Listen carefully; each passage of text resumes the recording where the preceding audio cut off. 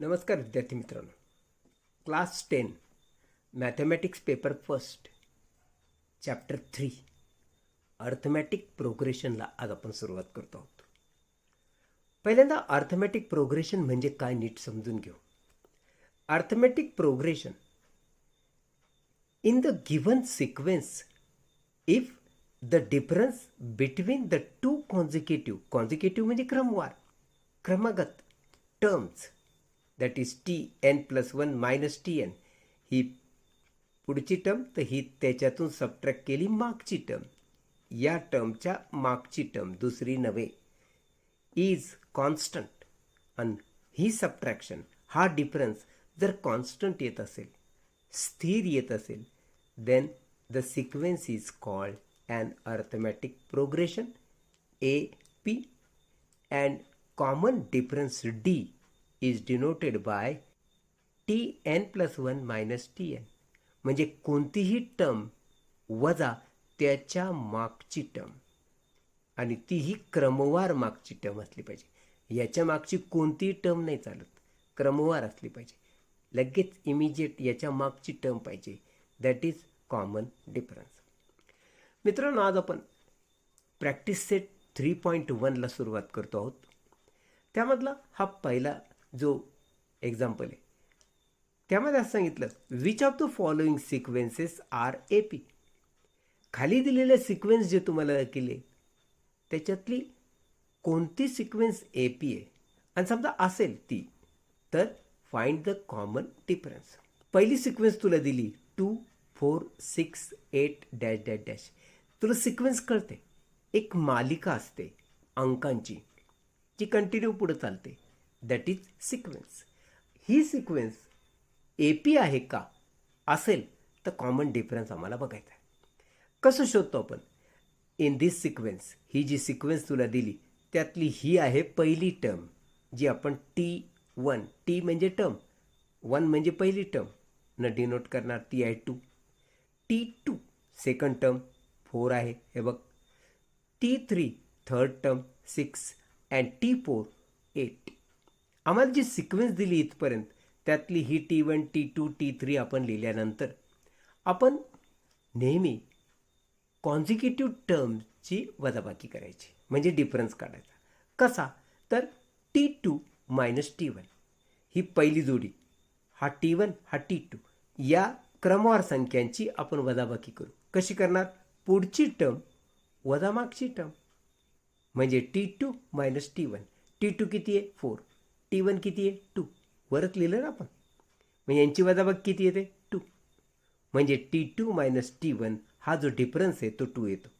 आता पुढची जोडी बघा, T3 जर घेतला तर त्याच्या मागची म्हणजे T2 घ्या, ही. मग T3 मायनस T2 म्हणजे 6 मायनस 4, ही वजाबाकी करा, ती पण 2 येते. मग T4 जर घेतली तर त्याच्यातून T3 मागची टर्म वजा करा, मग T4 मायनस T3 म्हणजे 8 मायनस 6 केलं, ही वजाबाकी येते 2. तुम्हाला लक्षात आलं की प्रत्येक वेळेस हा जो डिफरन्स तुम्ही पाहिला तो कॉन्स्टंट आला, 2 आला. मग कसं लिहिणार तुम्ही? In this sequence difference between consecutive terms is constant. म्हणजे 2 consecutive terms is constant, that is 2.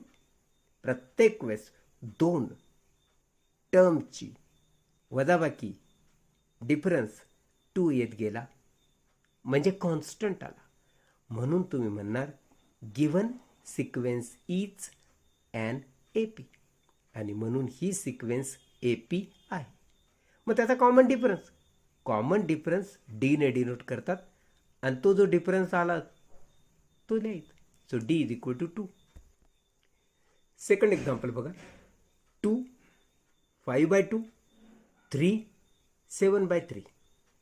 पुस्तकामध्ये इथं 3 दिलेलं आहे, आणि जर हे योग्य आहे तर याचं आन्सर मात्र पुस्तकात चुकीचं दिलं आहे, किंवा जर इथं चुकलं असेल, आन्सर बरोबर आहे, तर मग इथं चुकलेलं आहे.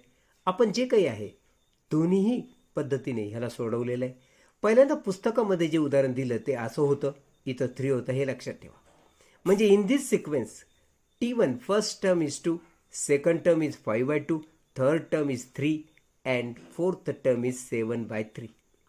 मग आपण प्रत्येक 2 कॉन्झिक्युटिव्ह टर्म्सची वजाबाकी घेऊ. म्हणजे T2 मायनस T1 म्हणजे 5/2 मायनस 2. या 2ने जर तू याला मल्टिप्लाय केलं तर कसं होईल? 5 मायनस 2 2 जा 4 अपॉन हा 2.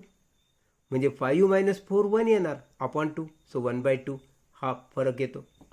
मग T3 मायनस T2 हा फरक घ्या. T3 आहे 3 आणि T2 आहे 5/2. याला कसं सोडवणार तुम्ही? 3 2 जा 6 मायनस 5 अपॉन हा 2. मग 6 मायनस 5 म्हणजे 1 अपॉन 2. मग T4 मायनस T3 हा फरक घ्या. ह्या 2 कॉन्झिक्युटिव्ह टर्म आहेत, लक्षात ठेवा. म्हणजे क्रमवार आहेत. ह्या क्रमवार होत्या, या क्रमवार होत्या.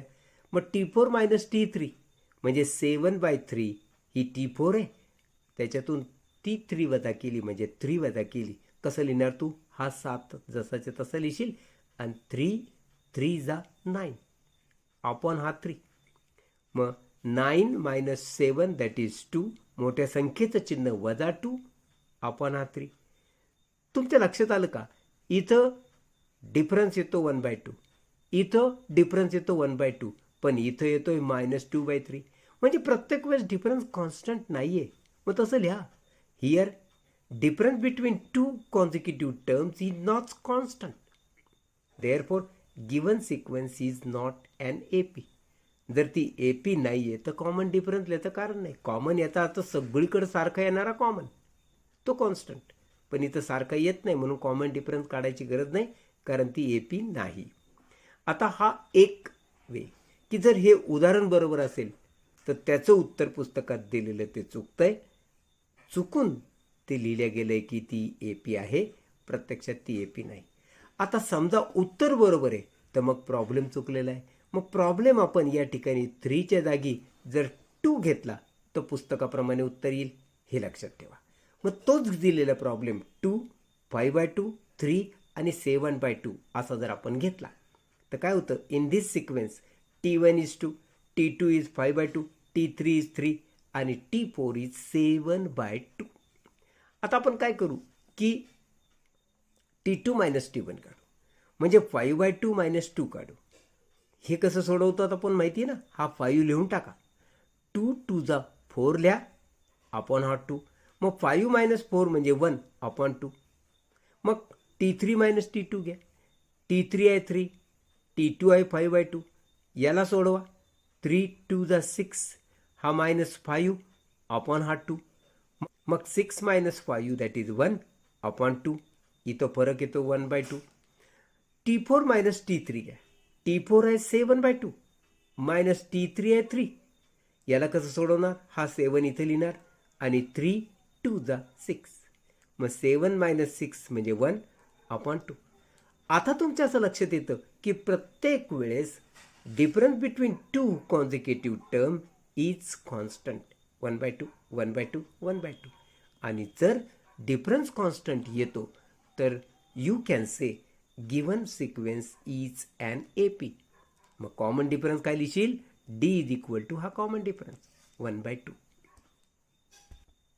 एक्झाम्पल 3 बघा. -10 -6 -2 2 ही सिक्वेन्स आहे. म्हणजे in this sequence T1 is -10, T2 is -6, T3 is -2 and T4 is 2. आता नेहमीच्या पद्धतीनं आपण T2 मायनस T1 घेणार.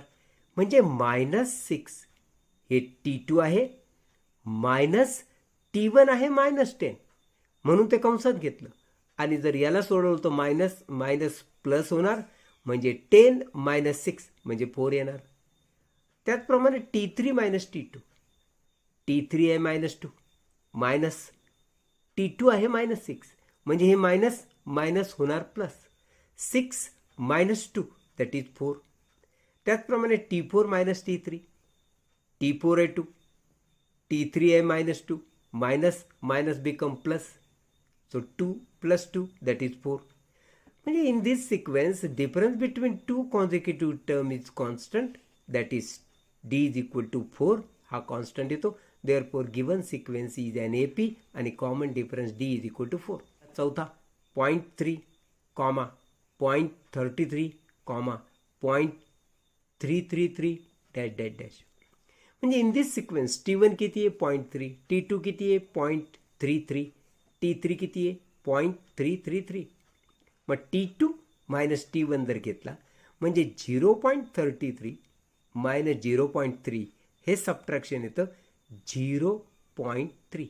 हे येतं 0, हा 0.3 मायनस 3 दॅट इज 0 आणि हा 3 ॲज इट म्हणजे 0.03. मग T3 मायनस T2 घेतलं तर 0.333 मायनस 0.33. परत हे जर सबट्रॅक्शन घेतलं तर हा 0, हा 0.3 मायनस 3 0, 3 मायनस 3 0 आणि 3 ॲज इट इज म्हणजे 0.003. कॉमन डिफरन्स प्रत्येक वेळेस सारखा नाही येत. हा डिफरन्स जो येतोय तो इथं 0.03 येते, इथं 0.003 म्हणजे सारखा नाही आहे. मग hence difference between two consecutive term is not constant, therefore given sequence is not an AP. पाचवा क्वेश्चन बघा. 0, -4, -8, -12 अशी सिक्वेन्स आहे. या ठिकाणी T1 0 आहे, T2 -4 आहे, T3 -8 आहे आणि T4 -12 आहे. तीच पद्धत आहे. T2 मायनस T1 म्हणजे -4 minus 0 that is -4. T3 minus T2 म्हणजे -8 minus 4 that is -4. T4 minus T3 म्हणजे -12 मायनस -8 म्हणजे -8 -12 प्लस 8 दॅट इज -4. म्हणजे in this sequence difference between two consecutive term is constant which is -4. Therefore given sequence is an AP आणि common difference is -4. Example 6 बघा. -1/5 -1/5 -1/5 अशी sequence आहे.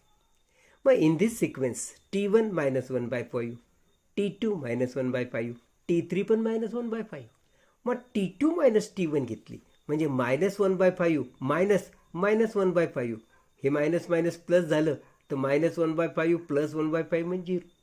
त्याचप्रमाणे T3 minus T2 जर घेतलं ते पण तेच आहे. -1/5 मायनस -1/5 द सेम वे हे 0 येणार. म्हणजे in this sequence difference between two consecutive term is constant that is D is equal to 0. Constant येतोय पण किती येतोय तो 0. म्हणजे कॉमन डिफरन्स D हा 0 आहे. So given sequence is an AP and common difference D is equal to 0.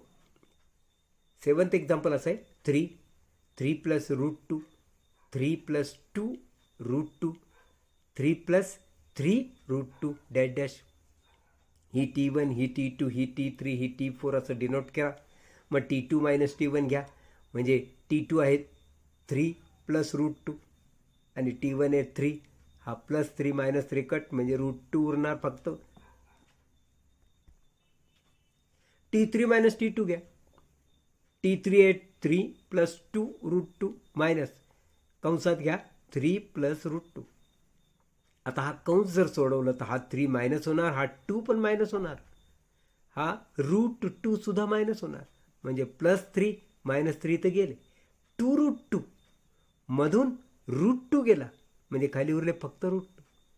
त्याचप्रमाणे T4 minus T3 घ्या. T4 आहे 3 प्लस 3 √2 मायनस कंसात घ्या T3 काय आहे 3 प्लस 2 √2. म्हणजे हा कंस जर मी सोडवला तर हे -3 होणार, +3 कट होतील आणि 3√2 मधून 2√2 गेले तर परत √2 उरतो. याचा अर्थ in this sequence difference between two consecutive terms is constant, therefore given sequence is an AP आणि कॉमन डिफरन्स झाला D इज इक्वल टू √2. आणि यातलं 8वं आणि लास्ट एक्झाम्पल 1 मधलं ते असे 127, 132, 137. इन दिस सिक्वेन्स हे T1 आहे, हे T2 आहे, हे T3 आहे. मग T2 मायनस T1 घेतलं म्हणजे 132 वजा 127 येतं 5. T3 मायनस T2 म्हणजे 137 मायनस 132 ते पण येतं 5. म्हणजे कॉमन डिफरन्स प्रत्येक 2 कॉन्झिक्युटिव्ह टर्ममधला कॉन्स्टंट येतो. म्हणून given sequence is an AP and common difference D is equal to 5. धन्यवाद.